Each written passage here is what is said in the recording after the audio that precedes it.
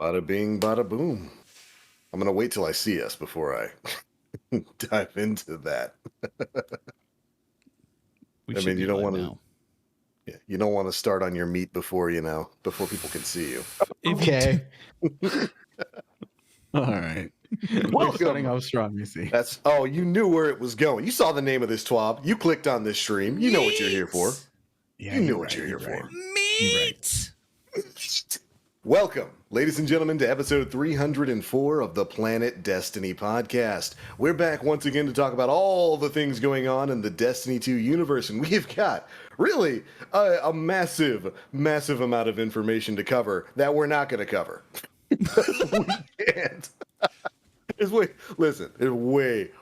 too much stuff that happened in the TWAB this week. So we're going to be picking out some of what we believe are the biggest bits of information from that. We got to cover the TWAB from a week or two ago, where we learned that we're getting basically that sort of Destiny 1 Age of Triumph rotating weekly raid thing going on. That's going to be coming back to the game. So we're going to be talking a lot about that and a lot about a bunch of other stuff. Gray Fox in the chat has already got it right. This is going to be a thick ribeye TWAB, and I can't wait to dive on into it. But first things first, welcome back, everybody. And very much, I'm thankful. We've got the whole fam here today. We've got the one and only Mr. Nim Plays. What's up? Good to see you, buddy. How you doing? Good. Have you had a chance to dive into the TWAB, Nim? No, not a lot. I may or may not have found a photo mode mod for Elden Ring. I noticed that. And yeah. It's treating you well. All my time has gone onto that for like the past week. It's so good. Listen, I never knew I wanted to see what the inside of the Elden Beast looked like, but now I do, and now you do. For that. Yeah, now I know what the inside of that thing looks like. And in fact, the screen that you see behind me, I took today from one of the boss fights from the. You're just too goddamn good, Nim. Somebody needs to take you down a peg. Yeah, somebody needs to break this man's camera. Listen, man, I work hard to get that. Yeah, worked real hard to get in all up inside that Elden Beast. Well, happy to have you. You know it. Oh, it's a big meaty TWAB. Also joining us, the one and only Mr. Dan Finity. How you doing, buddy? Why, hello. From a different angle, even, I think. Yeah, I think noticed. This is the first time I'm using that. This man's getting all professional on us. Have you noticed? I know we got some depth of field going on and everything. It's I'm trying, guys. This is me trying. Look at me go. A nice collared shirt on, looking like he's ready. Oh, this is what happens. This is because I was at work earlier. No. You like you're a chill dude. You're sitting at a bar. You look good, man. You become a Twitch partner, and suddenly just the production values go through the roof. Weird. Nim, I was telling TBL before you hopped in the call. I have figured out a way through streamer.bot to take any command that I have to transition any scene or any, like, turn on the visibility or turn it off of any source in OBS with my voice. God, this guy, that's incredible. I have become God. That's pretty incredible. That still blows my mind. It's just being able to trigger a reaction with voice commands. I almost wonder if it's too much power for one man. Yeah. We're going to find out. We're going to find out. Gonna test the bounds of that, aren't we? You have no fucking clue. When you get it fully set up, I want to see it. I want to see. Oh, buddy, it's pretty much set up. I'll see you on Tuesday. Excellent.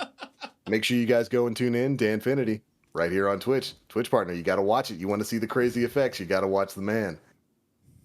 But all right, we've got a lot of stuff to talk about today, don't we? We got quite a bit. We got a few weeks. We got a few weeks. It turns out last week was Easter? Yeah. None of us realized it till Sunday. Minutes before the showtime. Yeah. Yeah. Like, So oh yeah, I'm at dinner with the family. I can't broadcast from the dinner table. Well, I mean, I could, but we wouldn't be talking about Destiny. We'd be talking about Easter dinner, which you know might what? sometimes be better.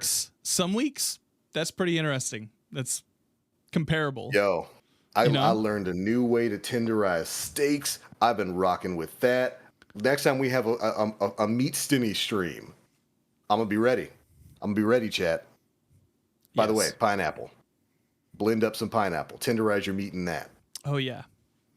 Good stuff. Oh yeah. Really? That sounds interesting.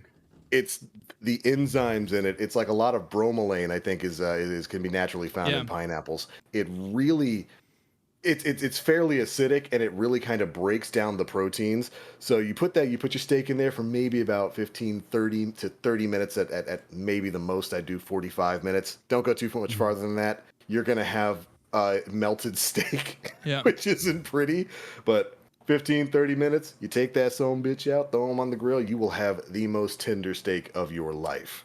It is, pretty That's why interesting. pineapple works so well on pizza. Yeah, no. No. No. He said yes for like a split second. No, absolutely not.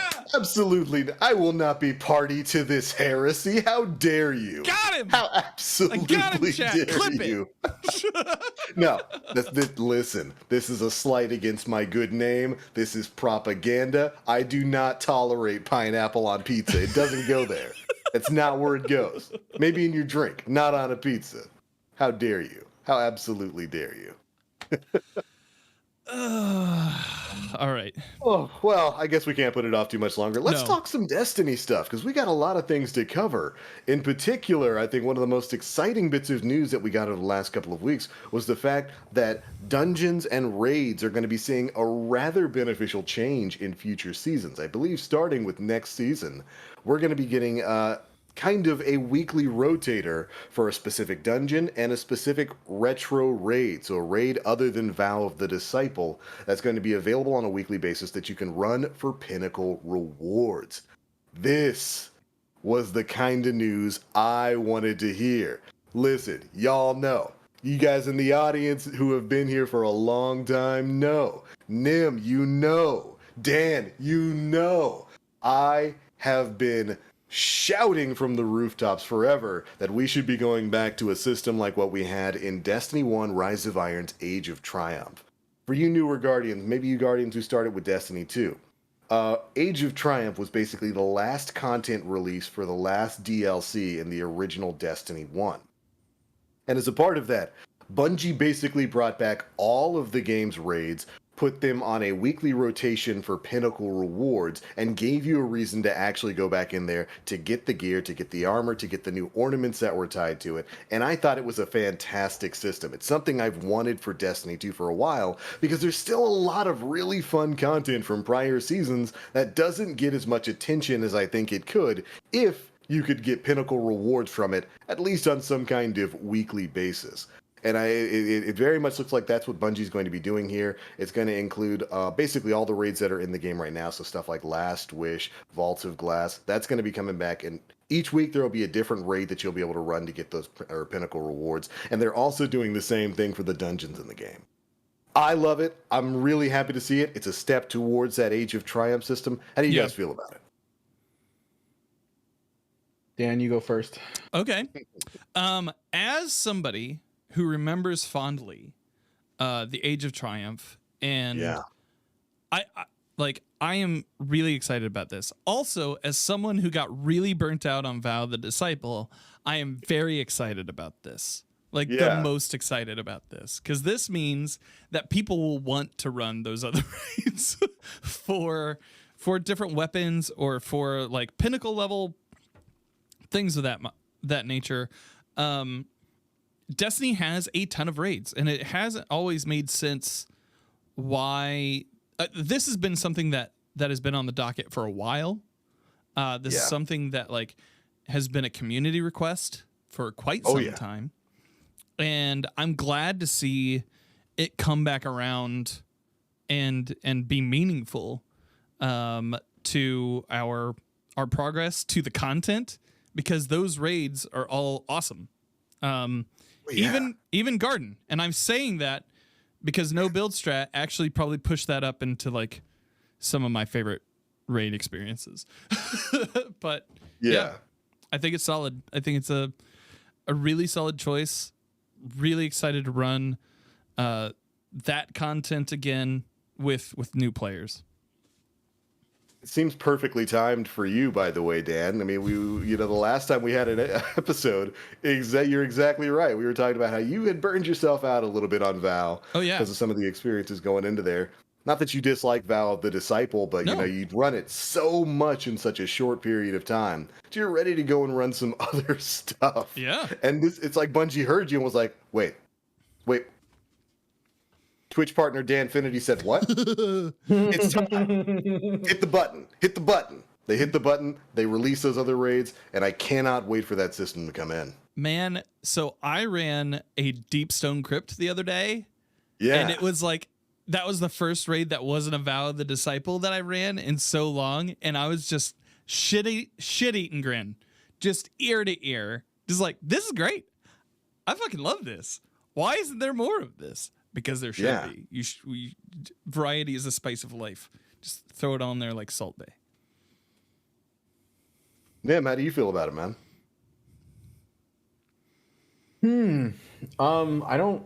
I only started rating recently again. I don't have too strong feelings on it, just because I don't know. I'm pretty disconnected with end game stuff lately. So I mean, I think it's great for the people that want to raid, but I don't have a lot. It's cool. Like if it was one of those scenarios like Age of Triumph, where there was like different stuff tied to them. Yeah. You know how like we got different ornamentations for armor and stuff like that. I think that would be cool, but I think, that's not happening because right now they're just doing it just to kind of like spice things up a little bit, and it's not a big concluding event. But yeah, it's fine. Yeah, it's fine. Yeah. It's not the same step forward that Age of Triumph provided, which of course brought all those weapons back, brought exotics that were basically had been out of the pool for a while back up to new power, and added those new awesome ornaments for completing raid challenges, which is something I think a lot of us here have fond memories of. But I do look at this as a step towards it. One of the big things about this is it's an incentive to run some of that content that's already still in the game. I mean, how many times have you gone back and run Last Wish recently? I actually prior to Witch Queen. I was running Last Wish with friends a couple months back, not so long ago. Yeah. Particularly because I was after a transfiguration with Rampage and Kill Clip. And you got it. And I got it. Hold it. But yeah, I mean, again, outside of that, there's not a whole lot of incentive to go and do those. I mean, I am of the belief that raids in general should give powerful stuff because they're end game content. Yes. Like regardless whether it came out, last year or something, reducing the amount of like pinnacles because you want to incentivize activity on the new raid is kind of doesn't feel great. Right. Yeah.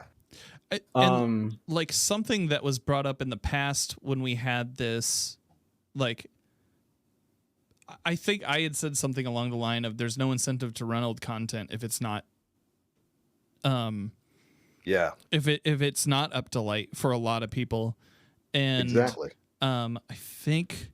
I forget who it was on Twitter, but they were like, well, the weapons are the incentive to run it. If you want to roll, like that's the incentive to do those things. And that's just not strong enough for some people. Like, oh yeah. And so this providing another avenue for even Pinnacle rewards, even though some of the Pinnacle rewards are going to be fairly limited there, I think it's a good change. You know, you're incentivizing people to go back and run stuff like Vault of Glass every week, or whenever it pops up as the featured raid. You're incentivizing people to go back and run Prophecy for a Pinnacle reward at the end of that activity. And I think that that's never a bad idea. I think that content is still relevant. It's still fun. It's still in the game. Give people a reason to go do it. Yeah, 100%. Again, it's just if they want to make this game feel like you know, MMO-ish, it just seems weird. And I get that it happens in some other games, but like there's when you don't have a whole lot of like variety for endgame content, don't limit your players on things where they can get Pinnacle sources from. Yeah, which, you know, people need. Yeah. Don't limit the Pinnacle sources, Bungie. I can understand wanting to tie it behind higher end activities, but I think adding more Pinnacle sources to the game is never generally a bad idea. Right. Yeah, exactly. Like we need it. Yeah. And keep your players playing, Bungie. yeah. And to clarify exactly what's going to be happening starting in Season 17, here's what Bungie actually said. Each season, the newly released raid and dungeon will grant Pinnacle rewards for all encounters. That means Valve the Disciple is going to have Pinnacle rewards for all encounters. Whatever the new dungeon is going to have Pinnacle rewards for all of its encounters. But Yeah. as an example, in Season 17, Valve the Disciple and the new upcoming Redacted Dungeon will have Pinnacles. Outside of these, they're going to have a Raid Rotator and a Dungeon Rotator, each offering a Pinnacle reward once completed.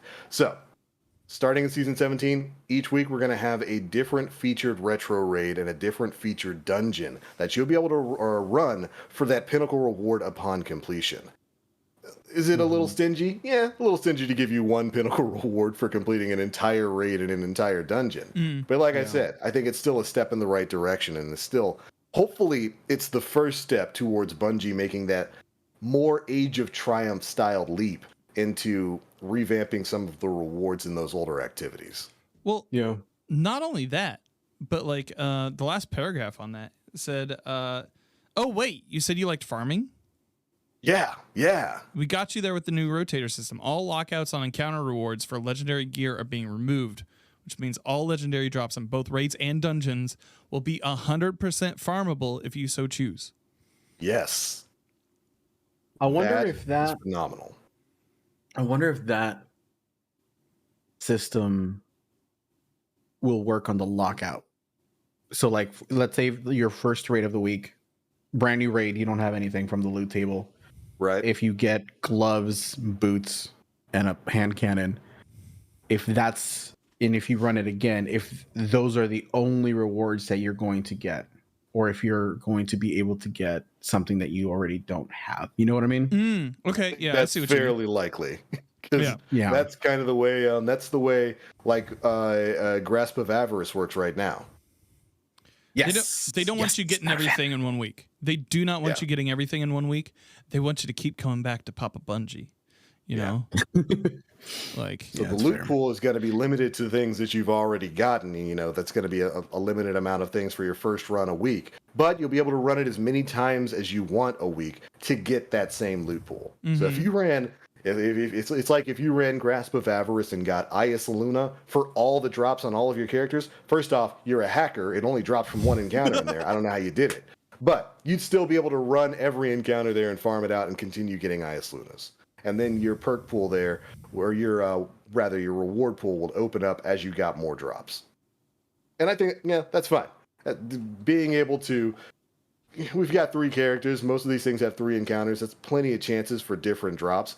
Being able to farm that stuff out, I think, is really, really important. Yeah. It's one of the reasons why I love Grasp of Avarice so much. Just being able to go in there and continually farm for the right roll of Ias Luna or Matador 64 is great, and I can't wait to see that come to this other stuff. Yeah. That being said, we have a crafting system now.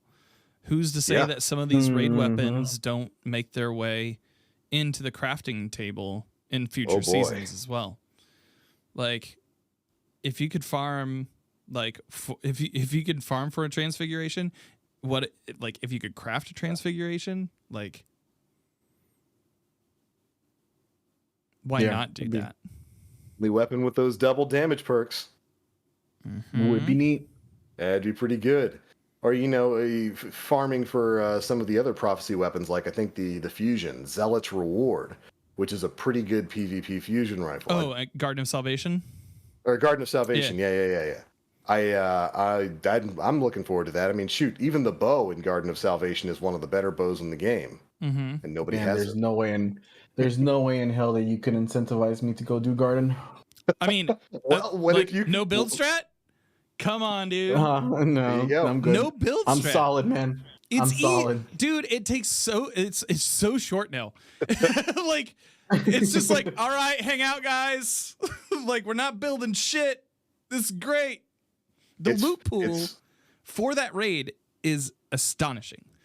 It's big Yeah. and it's good. There's good weapons in there that nobody has. Gotta do it. You gotta play Fortnite no build mode, Nim. You gotta do it. It's so good. Absolutely not. Well, no, I mean I have. Yeah. Anyways, I'm not doing garden. Come on, Nim. Peer it. pressure. That's right. Bully this man into running a raid he doesn't want to do. I'm solid. Last time I did that, it was for Spire of Stars. Oh God. That one can stay gone. So sorry. Yeah, you remember those times, TBL. You were there. That one there. That one can stay gone. Not my favorite. But overall, good changes. I like it. Before we move on into this week's TWAB, have either of you tried out the Master Vow yet? Of course not. No, absolutely not. I'm not going to bang my head against that. And I don't see much of a reason to. Yeah. I've heard that it's not super bad. I've heard that even Rolk is largely the same. But the incentives are there. Sparrow. Yeah. I would like the Sparrow. That's it. Yeah. From what I've seen of reactions online, because we were gonna my team and I were gonna do the first week challenge, and it was just like it was like putting your junk in a vice a little bit, just because of the like. Not in a fun way. No, Don't like that. And it was just because like champions, Yeah. Is the like that solely is the added difficulty, and champions like figuring out the puzzle for champions isn't fun. It's like a chore, and so we were just like, and that's enough of that. Called it a day there. And that's Destiny 2 is no stranger to that particular issue when it comes to some of these top end difficulty content modes that Bungie has put into the game. But it kind of shines a light on something that's becoming more of a topic of conversation over the last couple of months. I even saw Error put out a video about it this week, and that was the notion of champion fatigue. Specifically, champions mixed in with match game being Bungie's go-to source for adding artificial difficulty to any sort of encounter in the game. They want to make a master version of something, throw in champions, put on match game. And it's just... I do believe Error's point, which very much mirrored my own opinion, was that I understand it's an easy way to add some difficulty and some extra danger for players to overcome in content. But I don't like it. I'm a little tired of the champion spam, and I'm especially a little bit tired of the way it kind of harkens back. Nim, I think we even talked about this over the course of the week. It harkens back to the days of prestige raids where your loadout, your creativity is limited because you have to use these very specific anti-barrier or unstoppable weapons that may not comport exactly with your current gameplay style. In order to especially when it's match game, you have to use a pulse, an arc pulse rifle to stop something or to break some shields. It feels like it's really kind of limiting the way that we can play the game in that top-end content. And I wish that weren't the case. I've talked about this quite a bit over the past couple of months, really over the past year or so. I really wish that Bungie would kind of move away from this season by season curation of your loadout when it comes to artifact mods for the anti-champion stuff. I don't think we need to be in a world where Bungie's like, okay, this season you're going to have anti-barrier scout rifle and anti-barrier hand cannon, and that's all you can have. And for Overload, and you're gonna like it. And you're gonna like it. And Overload, all you can have is Overload auto rifle and Overload SMG that doesn't activate until halfway through your magazine. Oh, what's that? So the ogre ran right up on you and punched you. Sorry, man. It's too bad. I think that was fine for when they were introducing this champion system, but now it's gone on too long without a change. It's gone on too long without a change, and now that we're in the world of Beyond Light, not Beyond Light, but Witch Queen, where builds are a thing. Yeah. Like, there are so many different builds in the game that you can run with now that all have their own different synergy, whether it's Void 3.0, whether it's the infinite invisible boy for hunters, whether it's the Lorelei Splendor, set everything on fire, barrier build for Titans. There's so many different ways to play the game, and it sucks to have a build that you really enjoy and then be like, oh, well, now I got to take all this stuff off, and I got to carry 2 weapons I generally don't like or don't want to use so that I can stop 2 particular champions of particular shielded elements. Yeah. I think moving forward, I would love to see it if Bungie, and I talked about this on Streamer of the Week, because guess what? I actually streamed this week. Hey! It's crazy. I had the time to do it. But I almost feel like Bungie, it's okay. You can keep the anti-champion mods that you've got right now. But make it so that once you've reached season pass rank, whatever it is, 147 or whatever it takes to fully unlock all the mods on the artifact, put an artifact there at the very end, a mod at the very end of the artifact that allows, okay, here's just generic primary anti-barrier or secondary unstoppable. So whatever weapon you want to choose in your primary and secondary, whatever archetype, it'll work. You can do kinetic anti-barrier. Kinetic barrier, kinetic champion, whatever. Yeah, just let people unlock it so that they can use the weapons they want to use in the content that they want to play it in. I get that you want to make the Grandmaster stuff and the Master Vow of the Disciple really difficult. It's still going to be difficult. You're still going to have to build in with the right elements to break those damn shank shields.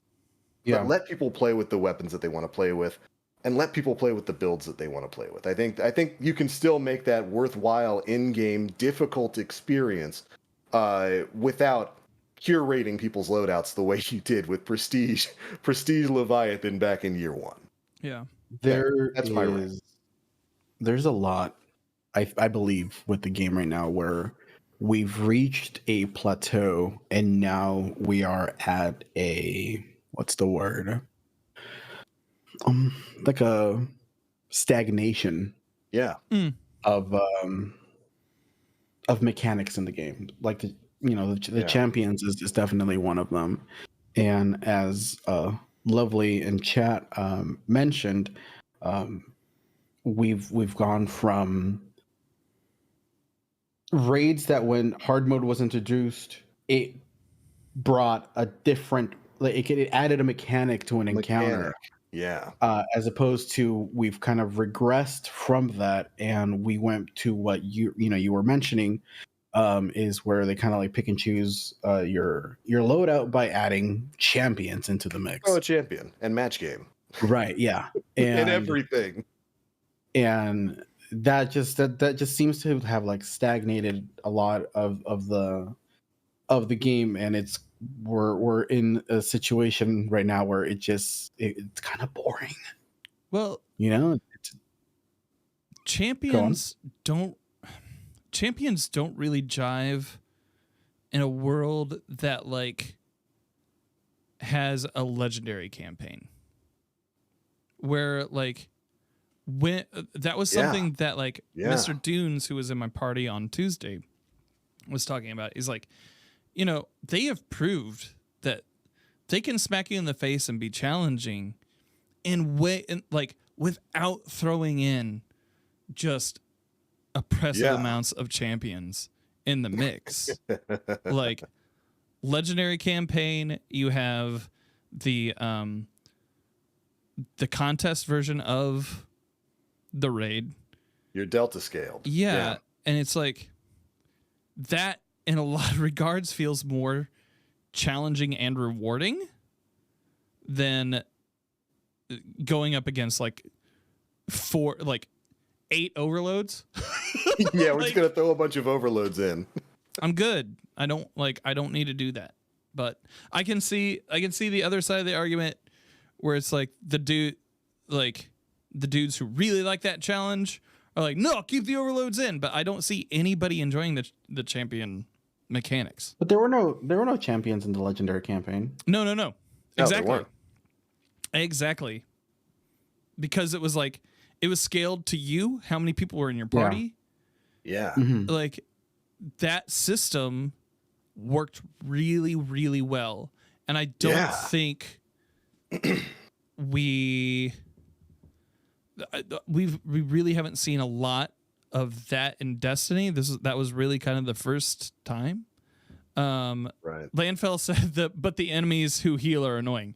Yes, but that was even a better mechanic in a lot of regards to like just throwing like a champion in.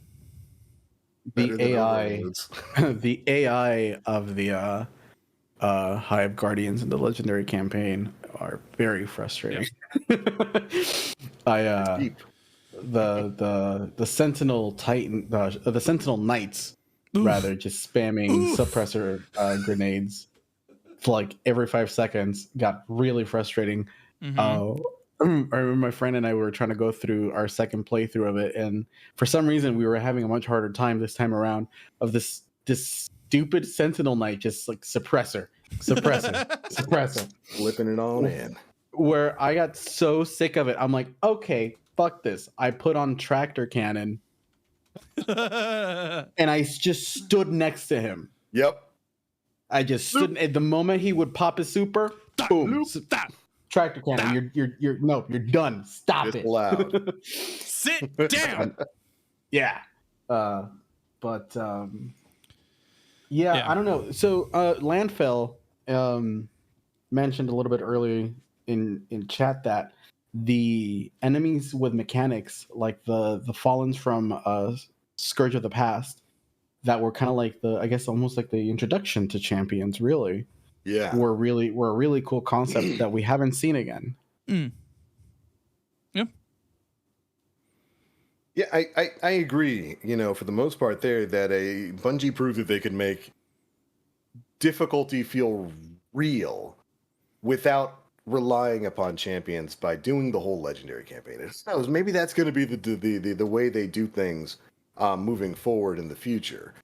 But I think the reliance upon champions has definitely run its course, and I do hope that Bungie leans more in the direction of the legendary campaign, or maybe adding in different mechanics to specific stuff like raids and whatnot, rather than just saying, all right, we're going to throw a bunch of enemies at them and 8 overloads. And all you can use is an SMG. Yeah. Fingers crossed. That's definitely a change I'd like to see moving forward. Yeah. So we've spent a lot of time on raids. I'm clocking close to 40 minutes so far. So we gotta go, guys. Yeah, we got a bullet point the next swap. Are you guys ready to speed run this mug? Let's do it. Fucking go. All right. I'm gonna go ahead and ask for questions here from the audience. But yeah, where do we want to start? Glaives, since you're our big resident Glaive boy, those are getting quite the change, huh? Oh, you know what? They are. Once again, I have kind of skimmed this. I didn't really have a lot of time this week to read all the way through it. And Nim, you discussed numbers breaking your brain. Same. I really enjoy Glaives, but Yeah. I think part of that is because I'm able to suppress everything right now and then run around like a little insane, like invisible boy. Not going to be able to do that. Not going to be able to do that next season. I understand that. However, it's still a really fun fantasy. But Glaives are getting a bump here, and they're being treated a little bit differently. I believe that they've spoken their intent into existence with Glaives, and I'm really excited about it. Glaive melees should activate perks that trigger off base melee damage or kills. Glaive melees should not activate perks that trigger off powered melee damage or kills or require expending subclass melee energy. Right. Glaive melees should benefit from melee damage buffs. Glaive melees should not benefit from weapon damage buffs. And glaive projectiles should benefit from weapon damage buffs. And something that's really interesting there is that they want to make it so that glaive melees are going to benefit from melee damage buffs. So that's going to be stuff like Worm God's Caress and Winter's Guile. I could see that being really, really meme-worthy in the future, as it were, with some of the other buffs that glaives are going to be getting in Season 17. Especially considering, all the stuff they did this season to kind of stop you from... stacking stuff like 1-2 punch with Peregrine Greaves on a Titan, and then they're gonna go and say Worm Gods plus Glaive. That's fine. Yeah. Well, and they also I don't know if you guys remember this, but you were able to block with the shield and then stab like this early on in the glaive life, and they took that away fairly quickly. But it was like it was really cool. It was really fun. I would like that back. But fingers can't crossed. have it. Can't have it. Understandable. Have a nice day.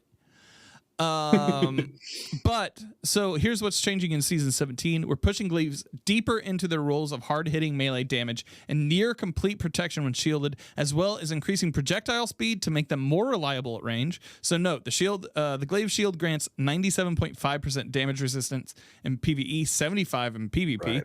Didn't know that. Increased melee damage versus PvE enemies, except for bosses and vehicles, by 25%. Reduced energy drain speed while shielded by 30%, and increased projectile speed dependent on the range stat, which is solid. Right. And then I think they give us like an example, like at 0 range, or it's gonna get increased from like 30 to 60 meters per second, I want to say. Yeah. And it's like at 100 stat, it's 80 to 100 80 meters. to 100 meters. That's pretty good. Mm-hmm. That's pretty good overall. And it's not the only thing that's changing, because the exotic glaives, which have been, I think, universally considered to be pretty underwhelming in their current form, are getting some decent buffs all around. I think the Titan glaive is going to basically be giving you an overshield now when you stand inside the mini bubble that it's creating. That's cool. Should also be working with Helm of Saint 14. So that's having insane. That is insane. Yeah. Having the bubble on demand like that is going to be pretty good. Yeah. Yeah, that's actually kind of huge. that is. I want to see what Season 17 has to bring. Right? Let's see some craziness. The Warlock Glaive, so increase the speed and acceleration of the healing turret projectile. And the Hunter Glaive tripled the damage of the wave detonation. Increase the number of enemies it can chain to from 4 to 8. It tripled the damage of the wave detonation. Yes. And doubled the amount of arc chains that you get with it. Yes. The Hunter Glaive was probably the most, I think, underwhelming of all of them. So it's going to be interesting to see what that does to it moving forward. Yeah. Granted, they were all really underwhelming, so I'm really happy to see those buffs coming in. Good stuff. Yep. I wonder how that's going to work in PvP. Oh, that's going to be fun. That's a lot of chain in, and they didn't specify differences between PvE and PvP for the hunter glaives. I wonder. I'm sure glaives are gonna. I'm sure if it's broken. I'm sure if it's broken, they're going to tune that real quick. Real quick. Yeah, no doubt about that. Lord knows that that Arc has had some chaining issues in PvP before. I wonder how that's going to be handled here. But beyond that, I think there were some flinch changes in the TWAB.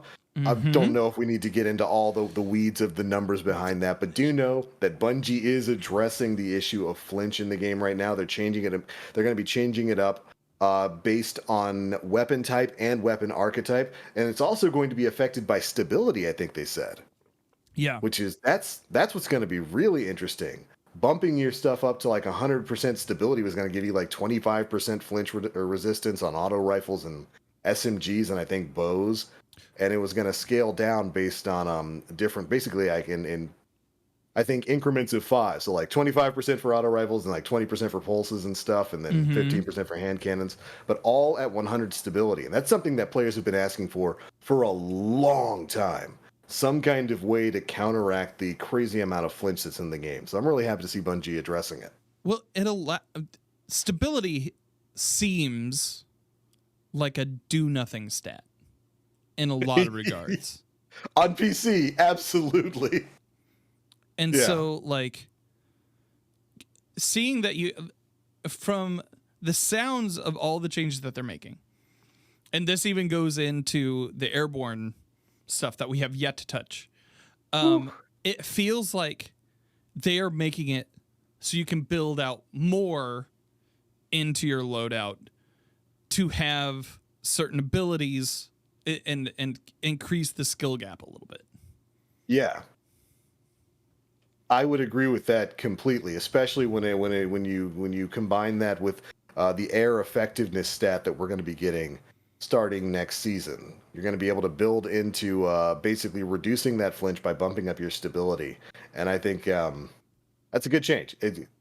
High cal is already kind of crazy for a lot of things, especially in PvP, and it's going to be interesting to see how building in stability is going to counteract that now.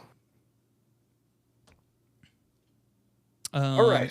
Are we ready for Airborne? Yeah, I think this is the biggest thing in this TWAB is before getting to build crafting, we've made a fundamental change to the modifiers applied while Airborne. Your primary weapons will have less randomness and projectile accuracy in most cases. You'll have less aim assist instead, and will need precise aiming to land your shots without building heavily into Airborne.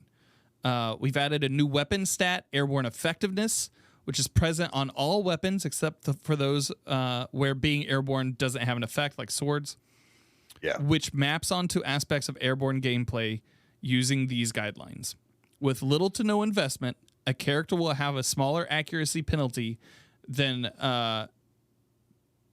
retail, but will have basically means than base. Okay, than base, but will have significantly lower aim assist. With minimal investment, so like 31 to 50, a character will have around the same in-air accuracy as Icarus equipped weapons do currently, but with noticeably lower aim assist. With substantial investment, so 51 to 70, a character will have better accuracy than base weapons with Icarus, with fewer misses due to randomness, but with reduced aim assist. With specialized investment, 71 to 99, a character will have no airborne accuracy penalty with very slightly less aim assist, and with full investment, so the full 100, a character will have no airborne accuracy penalty and the same aim assist. This is really interesting and was some of the biggest bits of news to come out of the TWAB this week.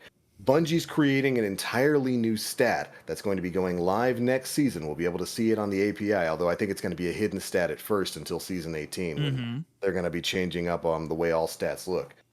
But basically, Bungie's adding a stat to the game that you can kind of raise and lower via a bunch of different means. There's going to be perks for it. There's going to be mods for it. There's going to be exotic armor that can affect it. And boy, are we going to talk about one exotic piece of armor in particular.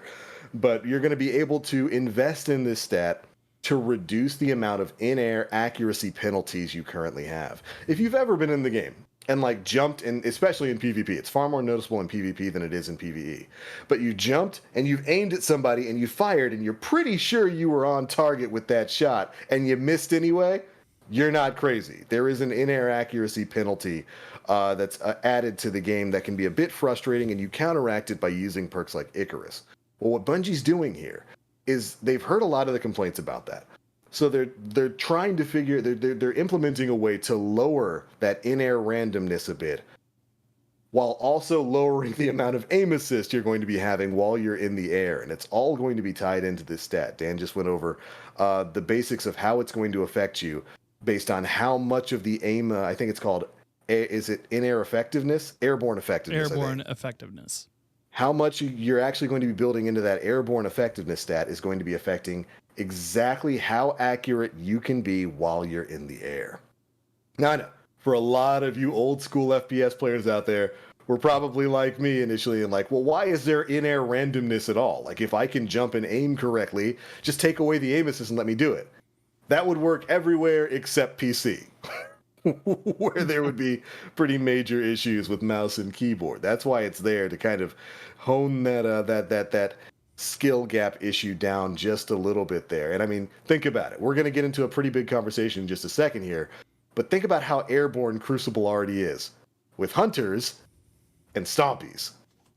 Imagine there was no in-air randomness there. Everybody would be in the air 24/7. You know what I'm not looking forward to? What are you not looking forward to, buddy? Seeing so many more Dawn Blades out there. Oh, it's gonna be bad. Yeah, They already get a huge bonus to in-air accuracy with whenever they consume the grenade. Yep. And they get heat right. Oh no. And isn't it funny? Hunters are getting their wings clipped here because, of course, like I said before, certain exotics are going to give you an intrinsic amount of air effectiveness. It's going to be something you can spec for. There's one exotic whose entire purpose is keeping you in the air as a hunter that's going to have a pretty big detriment if you put it on. And that, of course, is the hunter exotic boots, Stompees. An exotic all about getting those bouncy jumps off is going to have minus 50 of this stat, minus 50 airborne effectiveness, meaning you are going to have to heavily spec into the airborne effectiveness stat on your other pieces of armor to overcome that detriment. It's going to be interesting moving forward. I can't wait for the video of oh my goodness. I invested into this so I could use Stompees, and it wasn't worth it. Yeah. I had to put airborne effectiveness on all of my pieces of armor. It completely wrecked my build, but now I can jump and aim. And it's funny to me, you know. Nim, our buddy John, went on a pretty big rant about this, both in private and on stream over the course of the week, because of how some other exotics are going to be affecting this stat. And in particular, you've got stuff like Lion Rampant, I think is a pair of Titan exotics that are going to have the exact opposite effect. They're going to have plus 50 to their airborne effectiveness stat, but only when they're hip firing. I think that's interesting enough. But in particular, there's stuff like Ophidian Aspect is going to be giving you plus 10 to this airborne effectiveness stat. And when you mix that with Dawnblade and the and there's a benefit I think you get there for eating your grenade as a top tree as a top tree solar warlock.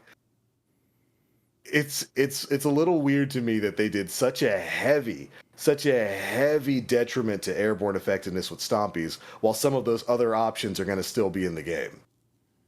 Not that I don't understand it. Stompees do create a bit of an issue in Crucible right now, and I can even understand them having a negative airborne effectiveness stat. I think 50 might be a little on the heavy side. I think Bungie's trying to be proactive there, but in keeping them from being way too powerful in the air with these incoming changes. Stompees are the anarchy of hunter exotic pieces.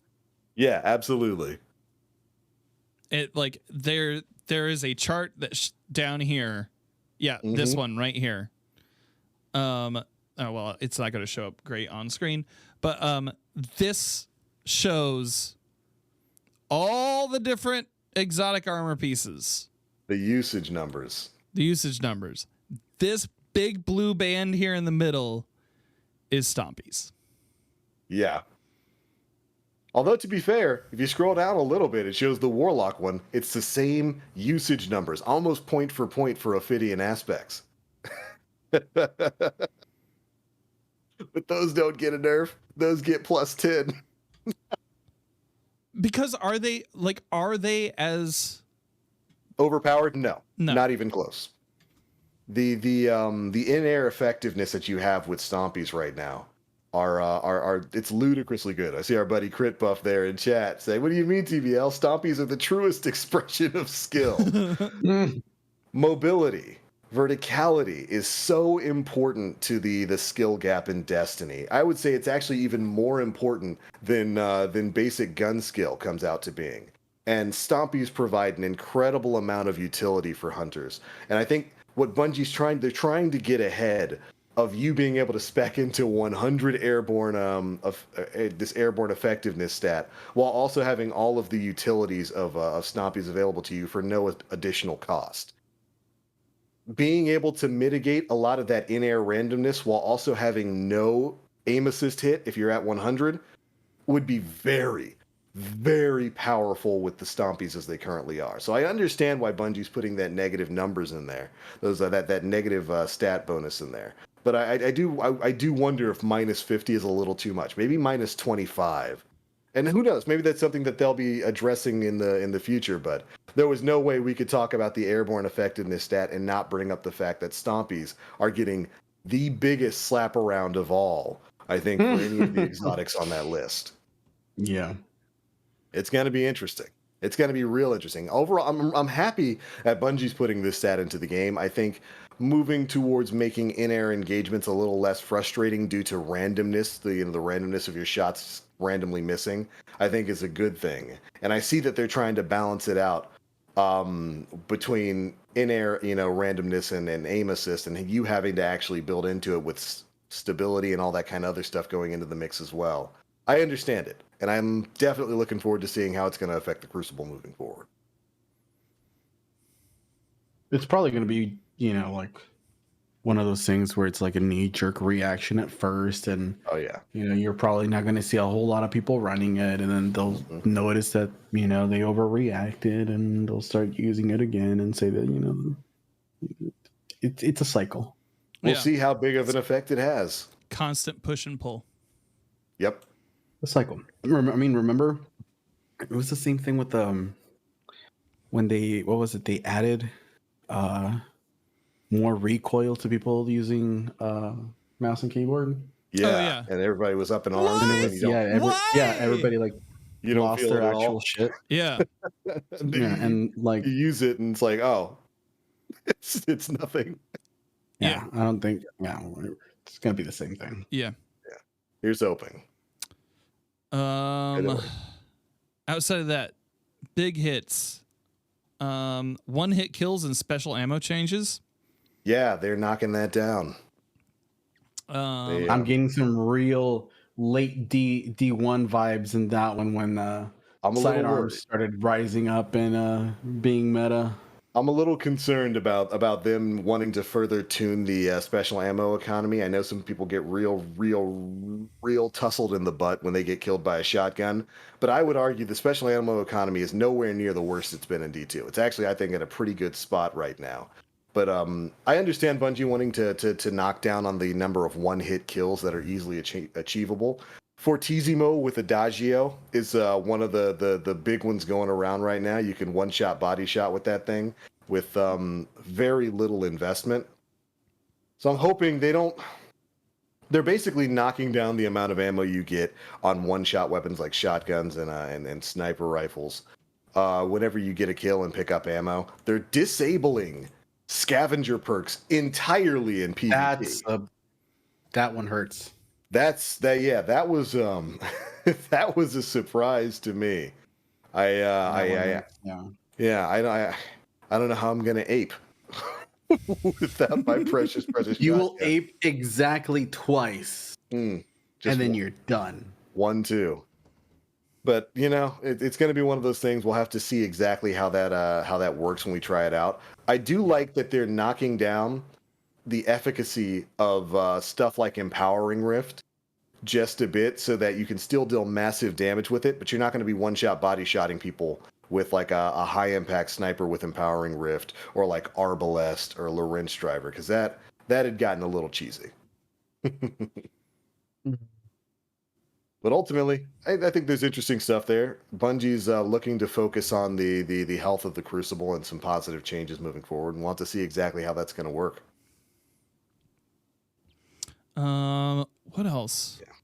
After that, I think we had a bunch of like individual weapon type, like Yeah. archetype changes. Not going to cover that here. That's Yeah. If you want to know exactly how high impact fusions and rapid fire fusions are going to be changing charge rate, go check out our video over at youtube.com/Planet Destiny, where I covered all of this in a 40-minute TWAB video that took 3 hours to get done. Holy so mother sorry. of God. It was a lot of information. I had to go through all of it.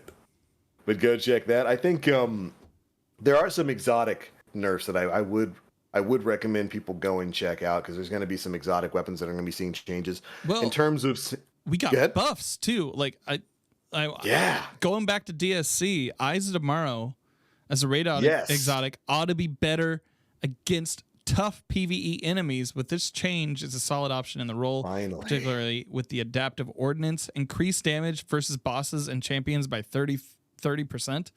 That's awesome.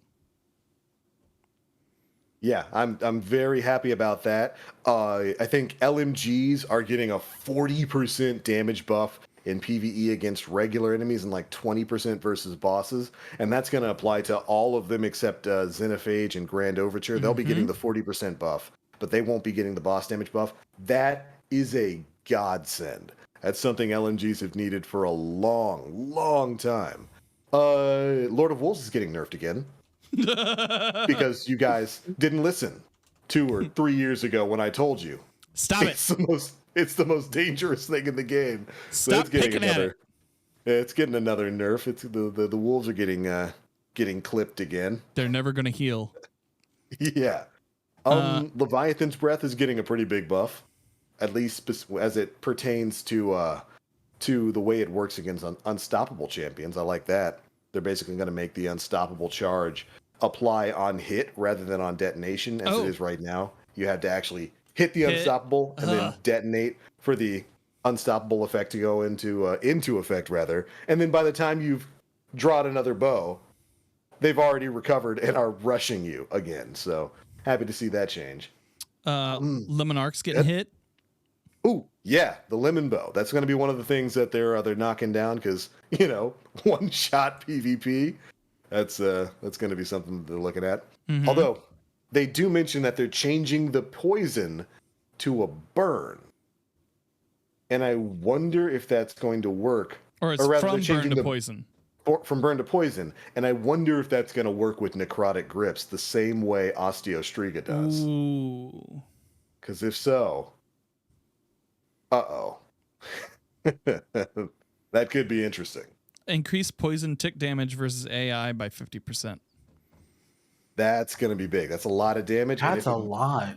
And if it mixes with necrotics, I haven't used Lemon Arc in a while, because good. the other exotic bows, particularly Tiku's, is much more useful in in-game Yeah. content, especially when it comes to Grandmasters.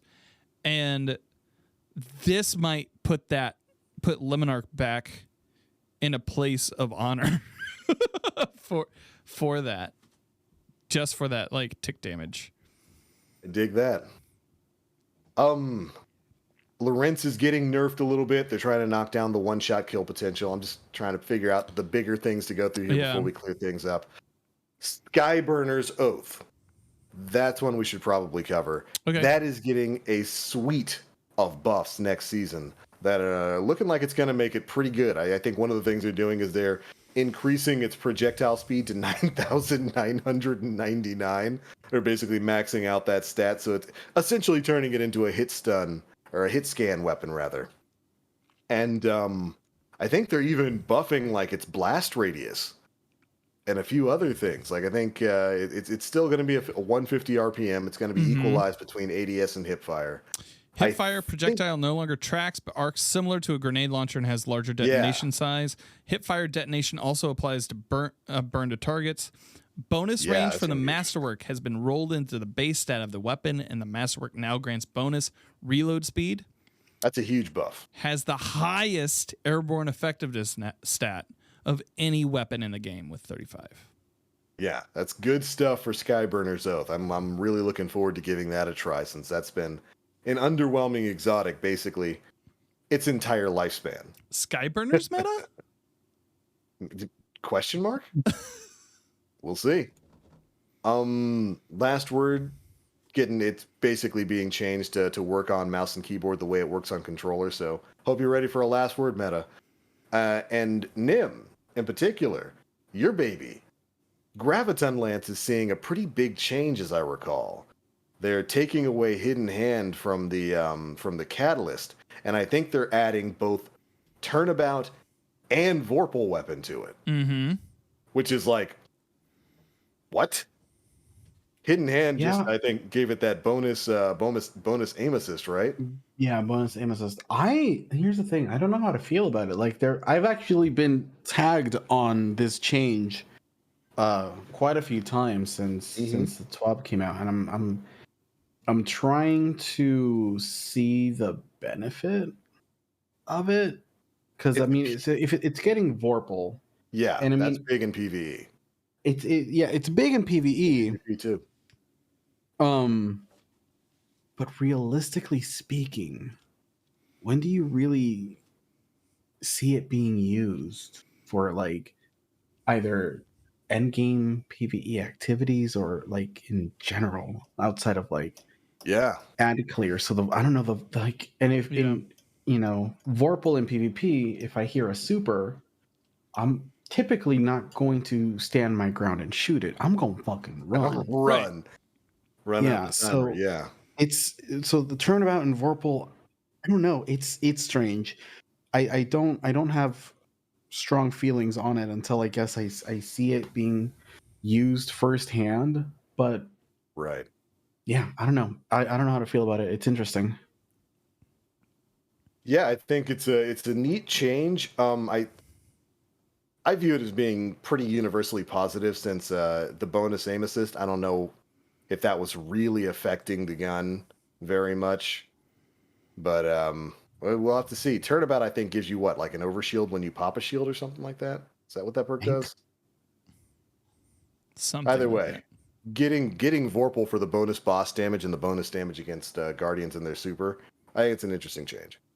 Again, like, here's the thing: it's that it's an exotic, right? Like, are you really going to risk? So I've heard. Or are you going to use your exotic slot for Graviton as opposed to Gallarhorn or Sleeper for like damage? You know what I mean? It's just it's strange. Yeah. 100%. Gonna be one of those things we have to see. Yeah. There are a bunch of other weapon changes. I think most people can go check those. Yeah, go check out TBL's video that he spent 3 hours on. That I spent 3 hours on. Ouch. I think one of the last big things we should probably talk about is that Renewal Grasp is being nerfed in a pretty heavy way, as I recall. Bungie's going to be working to basically make it so that when you equip Renewal Grasp, it ups the cooldown time for Dusk Fields from like 62 seconds to 152. So more than doubling it. Oof, that's a pretty major nerf in and of its own. But I think they also made it so that I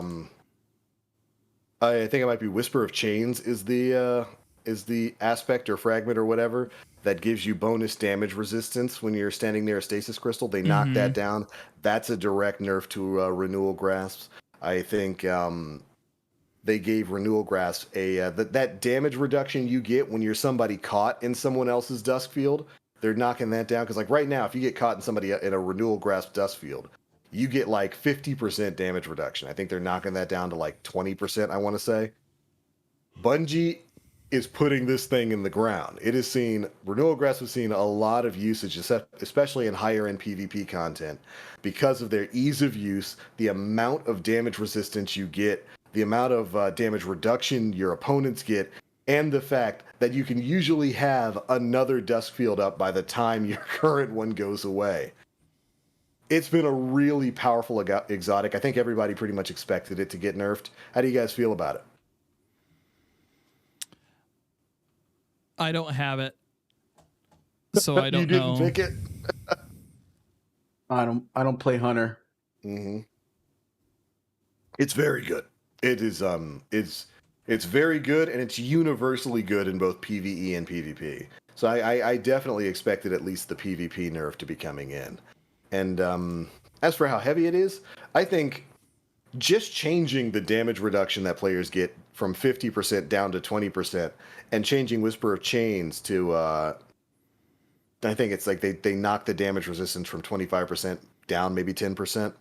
I think that would have been enough. Them also changing the cooldown time for Duskfield is I think going to be the real killer here, because you're not going to be able to reliably have that Duskfield up, 80-90% of the time like you currently do in PvP. That's going to be a pretty big slap. But like I said, I think that's everybody saw a nerf for that thing coming, because if you've played any amount of PvP over the past couple of weeks, you've probably run into Renewal Grasp spam, especially if you've been playing Trials. Good Lord, those things are all over Trials right now. So I'm not surprised at all at this change, but we'll see how it works. Yep, I haven't seen it. I don't have them.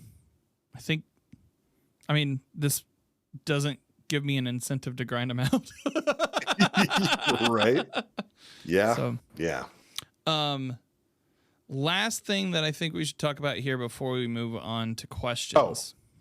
One thing. Okay. Those changes I just mentioned, PvP only. Yeah. I do remember that. They're going to remain unchanged in PvE, except for the cooldown. You're still going to have to wait 152 seconds to get it back. But the damage resistance and all that kind of stuff, it's going to be all the same as it is right now in PvE. Yep. The last thing, a Gambit Labs that actually made me kind of interested. Really?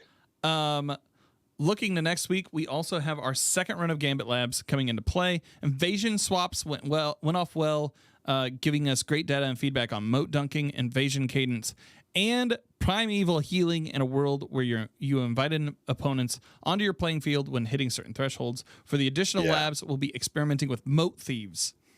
So fundamentally, the original concept of the invader was Guardian as taken terror, overpowered and dangerous, something new to have to fight. While that is very compelling, we don't believe it is the only compelling invader fantasy. We believe the sneaky moat thief is worth exploring too. Normal moat drain from having 2 blockers is disabled, and instead, every second the invader is invading, 1 moat drains directly from your bank to the invader's bank. This, I think, is really interesting because it's going to force you to address the invader in your room. I've noticed in a lot of Gambit lobbies that I've played through, a lot of time what people will do when they get invaded is go hide. They'll just get as far away from where they think the invader is and try to make them peek corners and whatnot. This, I like this as a reversal of roles. Rather than the invader coming in and then being the hunter going after all the moats, they're going to be the ones who are trying to stay away from you and hide, while you need to go after that son bitch as quickly as possible so that they don't steal all your moats. I think it's an interesting change. The thing is with that is that they have to be close to the bank in order for that to work. Yeah. They also have to choose to invade and go hide. They also have to choose to invade. Right. So, like, if there's no invasion, there's no moat drain. Yeah. You in some instances, you might be better off just playing through rather than, like, going for the invade, right? Yeah. You're going to have to make a choice there. And I like that. I think this is going to be different enough that I'll probably actually give it a shot when it comes out. Okay, I just thought of a way to make this better.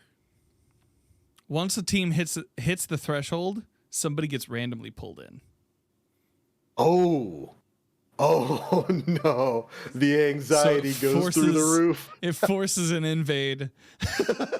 It just, as soon as you hit that threshold, just someone gets gets sucked in. That'd be interesting. That'd be really interesting. Not being able to plan for who's going to be your invader.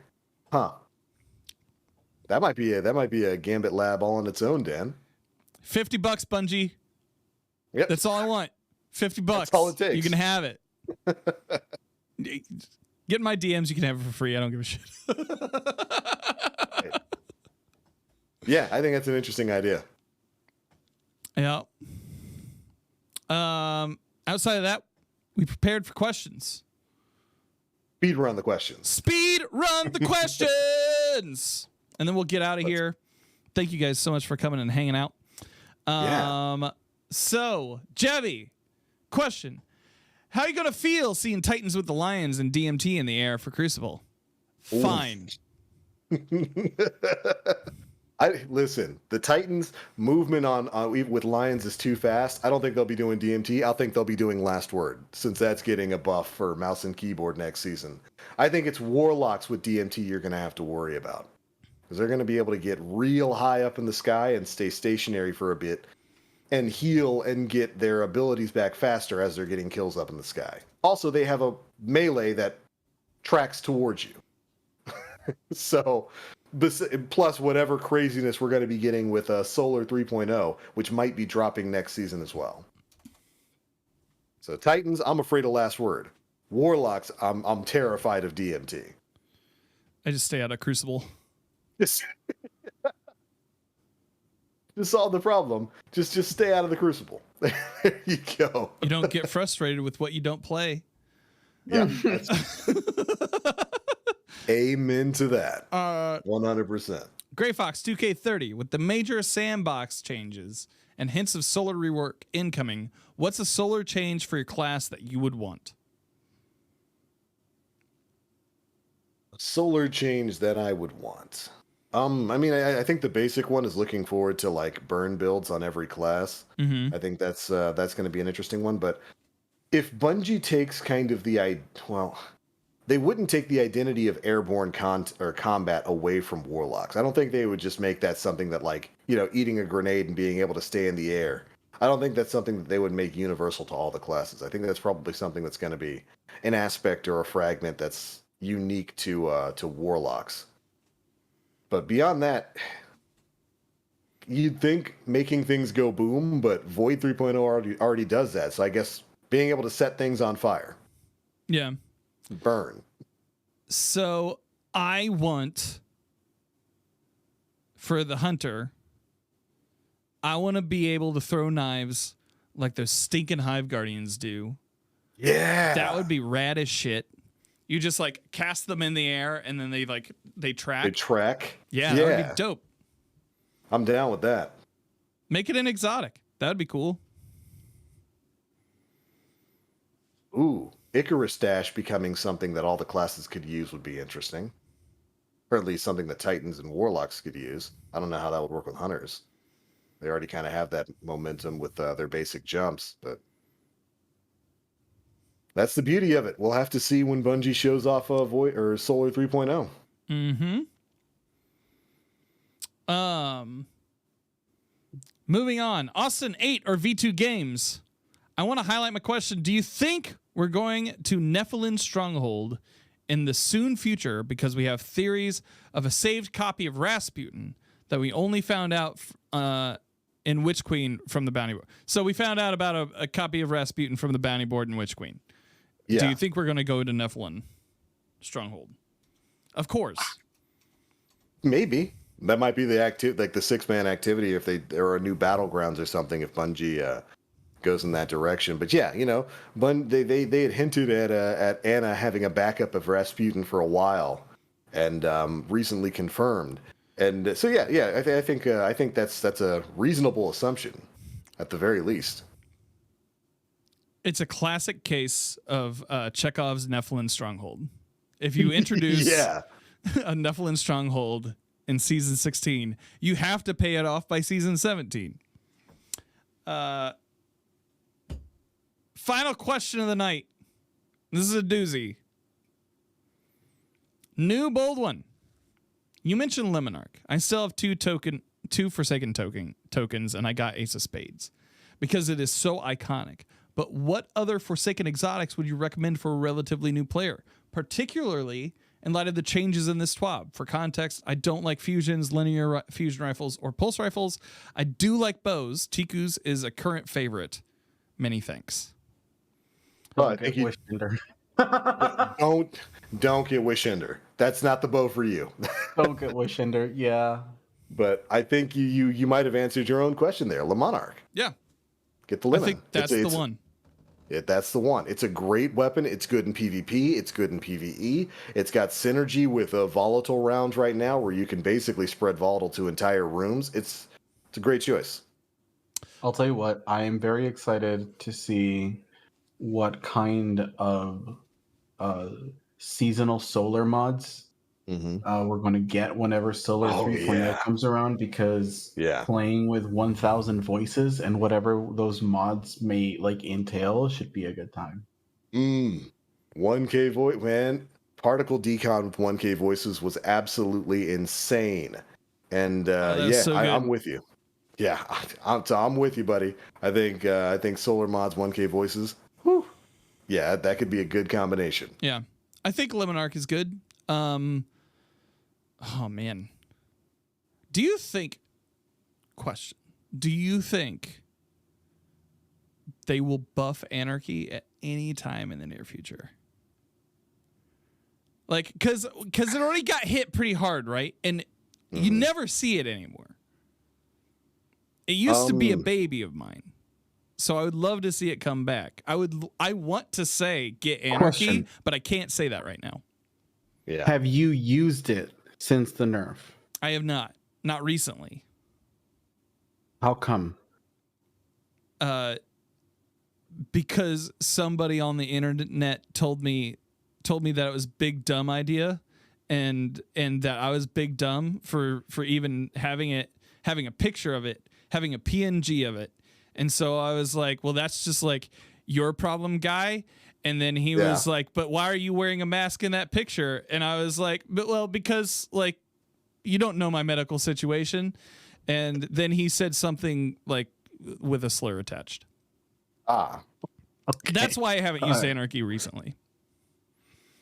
Maybe give it a shot. See if it's okay. Oh, okay. See if it's, again, one of those cases where it's Bungie, we're nerfing this community. All right, it's garbage. Throw it in the trash. You're not my friend anymore.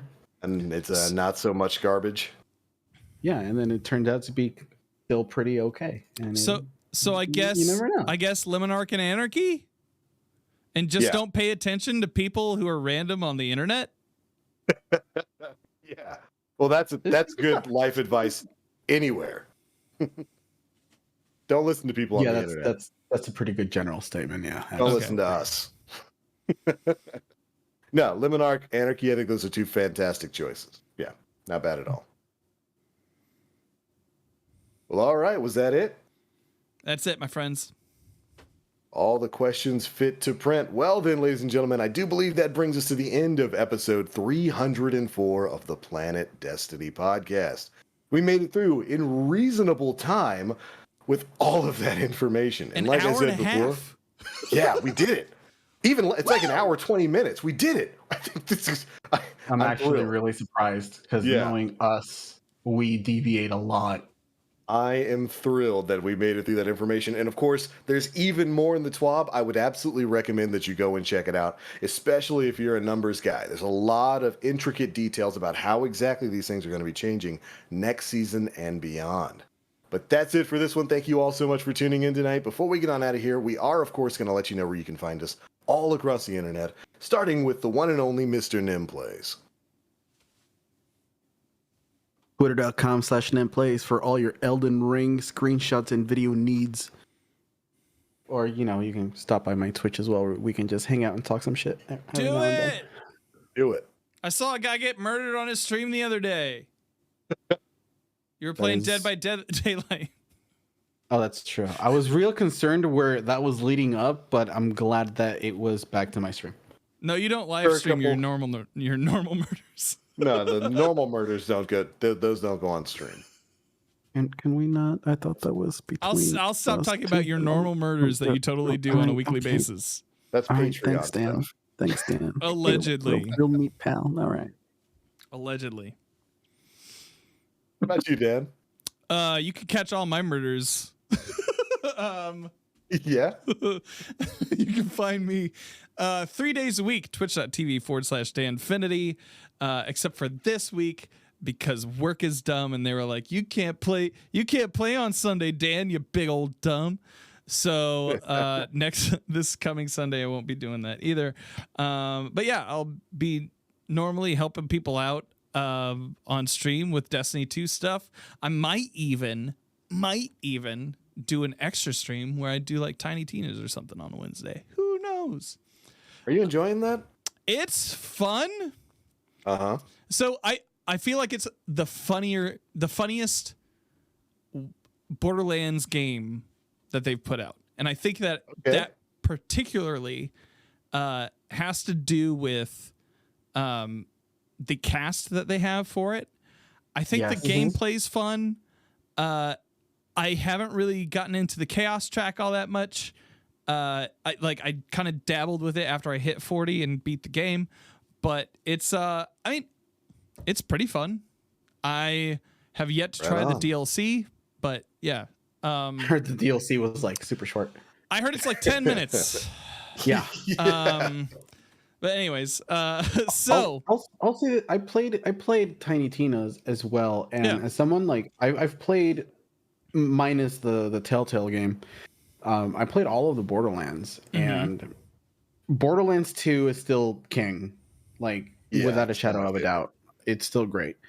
I honestly believe that Tiny Tina is like right next to it in terms of enjoying both the campaign and the way the game plays, because I liked the gameplay of Borderlands 3, but I absolutely detested the story and the characters attached to the story. There were long slogs in that thing. It wasn't just the fact that it was everything. It was the characters, like the antagonists were insanely annoying. Like they were Borderlands 3, the DLC content, I think, is the best DLC content they've put out for any Borderlands game, like hands down. Good. And it's way more interesting than the main story campaign. The main campaign, yeah. I literally only completed Borderlands 3's campaign just to say that I played through it. Yeah. But I was not a fan of it. Like don't get me wrong, the gameplay felt solid. Like I liked the weapons, the abilities were really, really cool. But it was really hard to sit down and finish that. But I had a super blast with Tiny Tina. Both like the story was great, the chemistry between the voice actors was great. The little Andy quips. Samberg and Wanda Sykes and like of Will Arnett, of course, they're going to like elicit some sort of like humor response from you, because they're like they're all cranking it to 100. It's great. No, it's great. I really enjoyed Tiny Tina's Wonderlands. So you can find me 3 times a week, twitch.tv/DanFinity. I'm partnered now, so you, like, if you don't want to show up, I guess that's cool, but I'll miss you. Do it anyway. I started a stream team called Beardo, so now I got to rename my podcast into something that isn't Beardo. Otherwise, people start getting all confused and stuff. Branding. But there's like 44 really awesome people in there so far. One of them happens to be this guy right over here. This guy. You should check him out. Twitch.tv/NimPlays. You can check out the team at twitch.tv/team/Beardo. Right on. Make sure you guys go and follow up. Of course, my name is The Black Link. You can find me pretty much everywhere on the internet. Twitch, Twitter, YouTube, all at The Black Link. This week's going to be a bit more of the same. I'm back to work, so I'm probably not going to have those impromptu surprise live streams. Although, who knows? If I've got time during the morning, I might be able to jump on and get some reset stuff done in Destiny 2 and all of that. Of course, all of the new Destiny videos will be going live on the Planet Destiny YouTube channel at youtube.com/Planet Destiny. Make sure you're staying tuned. But that's it for episode 304 of the Planet Destiny podcast, a meaty TWAB speedrun. Thanks so much for joining us. We'll catch you all next time. Bye.